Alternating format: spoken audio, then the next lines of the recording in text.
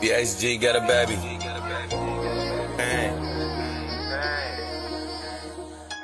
Like how the fuck I'm supposed to feel when everybody getting killed? All the money in the world but can't get none to pay my bills. I'm so tired, I've been drinking, I've been contemplating pills. I used to wanna grow up, but never knew life would be this real. I'm tired of being tired, I want my son to have a world. And a nigga need a bag so I can spend time with my girl. I be working all the time, like how the fuck I'm supposed to live? And you know this shit get harder once a nigga have a kid. I just built a new crib in a new spot that we live. And every day I take a look, I get reminded of him. Swear I'm grateful for my son teaching me how to be a man, but where the grown man went, I was just a kid.